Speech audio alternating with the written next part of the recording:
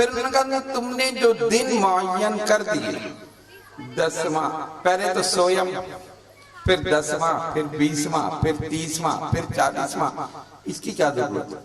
کسی بھی دن کر دو، کسی بھی دن۔ ہم نے کہا بھئی مسئلہ یہ ہے، ایک ہے تعیین شرعی اور ایک ہے تعیین عرفی۔ تعیین شرعی جس کو شریعت مقرر کر دے اس میں تبدیلی نہیں ہوگی، اور تعیین عرفی جس کو ہم اپنی آسانی کے لیے کوئی دن مقرر کر لیں اس میں تبدیلی ہو سکتی ہے نا۔ اچھا پہلے دیکھیں تعیین شرعی جس کو شریعت نے مقرر کر دیا، مثلا یکم شوال کو عید الفطر ہے تو 29 رمضان کو ہو سکتی ہے؟ بتائیے ہو سکتی ہے یا نہیں؟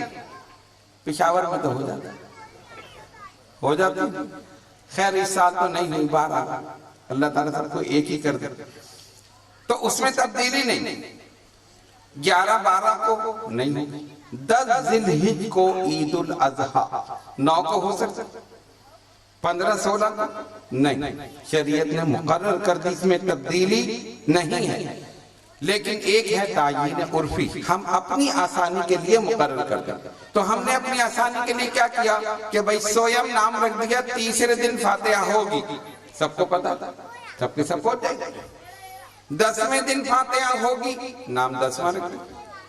20ویں دن 20واں، 30ویں دن 30واں، 40ویں دن 40واں۔ لیکن یہ کوئی ضروری بھی نہیں کہ ہم اسی دن کریں، ہم آگے پیچھے بھی کر سکتے۔ یہ کوئی ہم نے ایسا مقرر نہیں کہ 40ویں دن ہی فاتحہ ہوگی، 40واں اس کے بغیر نہیں ہوگا، 39ویں دن بھی ہو سکتا ہے۔ کسی کا سویم اگر عید الفطر کے دن ہو تو کیا کریں گے؟ پہلے سے کر لیں گے، 2 دن، 1 دن پہلے کر لیا۔ کیوں؟ اس لیے کہ عید کے دن نہیں ہو سکتا۔ تو کہنے کا مقصد یہ ہے کہ یہ چیزیں وہ ہیں جو ہم نے اپنی آسانی کے لیے مقرر کی، اور اسے کہتے ہیں تعیین عرفی۔ اس کی شریعت نے اجازت دی، کوئی ممانعت نہیں۔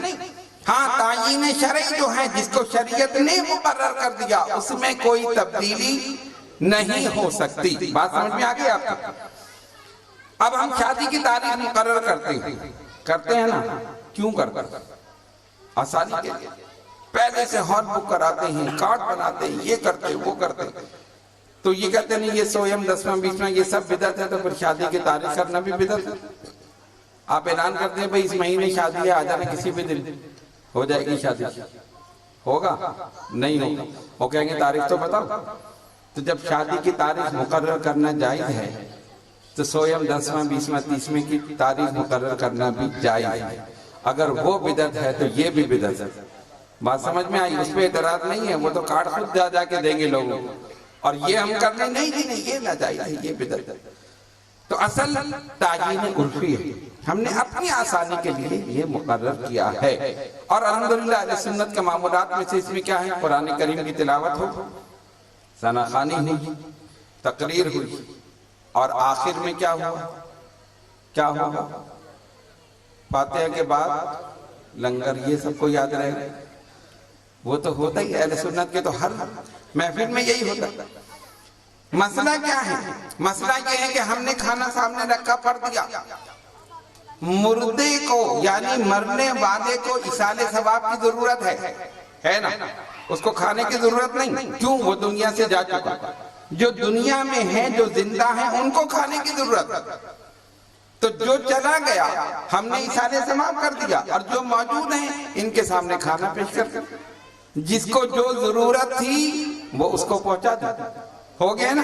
اور اگر اس کے برعکس کر دیں، کھانا لے جا کر قبر پہ رکھ دیں، اور آپ لوگ جو آئے ہیں جی آپ سب کی روح کا اصالِ ثواب، چلے جائیے، کہیں گے ارے عجیب آدمی اتنی دیر سے بیٹھے ہوئے ہیں، کچھ ملا ہی نہیں، ایسے ہی واپس۔ کہ بھئی اصالِ ثواب کر دیے نا آپ کو، جب آپ مریں گے آپ کو مل جائے گا۔ کہیں گے وہ تو مریں گے دیکھا جائے گا، ابھی تو کچھ لاؤ کھانے کے لیے۔ تو اس کو اصالِ ثواب کی ضرورت ہے، وہ وہاں پہنچ گیا، آپ کو کھانے کی ضرورت ہے، آپ کو۔ تو اس میں کون سی شرک بدعت ہوگی؟ بات سمجھ میں آ رہی ہے نا؟ اس میں کوئی ایسی بات نہیں جس کو شریعت نے منع کیا ہو۔ تلاوت قرآن جائز ہے یا نہیں؟ سرکار کی ثنا خوانی جائز ہے یا نہیں؟ اور کھانے سامنے رکھ کر، یعنی کھانا کو سامنے رکھا۔ اب آئیے سنیں، ابو داؤد شریف کی حدیث، نبی پاک علیہ الصلوۃ والسلام نے نکاح فرمایا.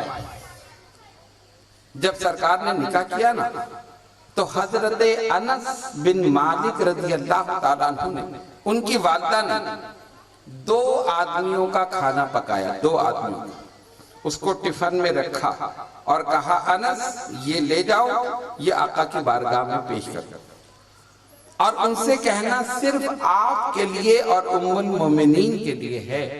جن سے نکاح فرمایا نا، یعنی آپ دونوں کے لیے ایک نکاح کی خوشی. حضرت انس رضی اللہ تعالیٰ عنہ فرماتے ہیں میں وہ کھانا لے کر آیا، 2 آدمیوں کو سرکار کی بارگاہ میں پیش کیا.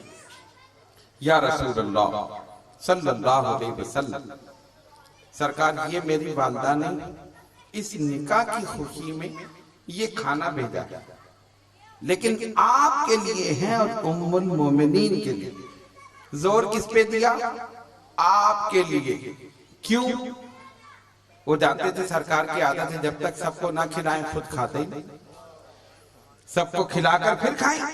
ایسا نہیں کہ سب کو بلا لیں. پیش کر دیا.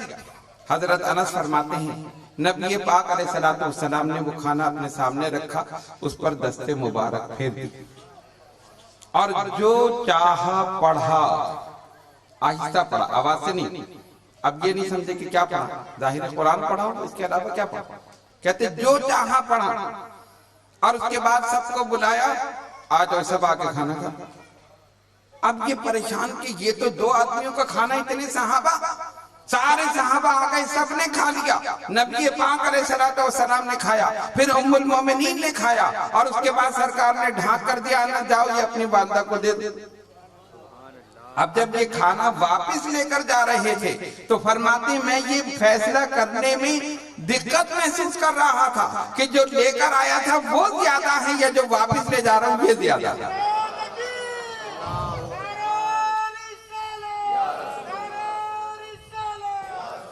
جو لے کر آیا تھا وہ زیادہ ہے یا جو واپس لے کے جا رہے ہیں وہ زیادہ ہے. آقا نے بتا دیا تم ہمیں نہیں کھلا رہے، ہم تمہیں کھلا رہے ہیں. تم نے تو 2 آدمیوں کا بھیجا تھا، ہم نے سارے صحابہ کو کھلا دیا، اور جتنا بھیجا تھا اس سے زیادہ واپس بھیج دی. ایسی برکت ہوئی. اور کیوں نہ برکت ہو؟ جن کے نام میں برکت ہے، جن کے لعاب میں برکت ہے، جن کے ذکر میں برکت ہے، تو ان کے دست مبارک میں برکت نہ ہو اور نام میں برکت نہ ہو تو پھر کس میں برکت ہو؟ یہ شان ہے نبی پاک علیہ السلام کی.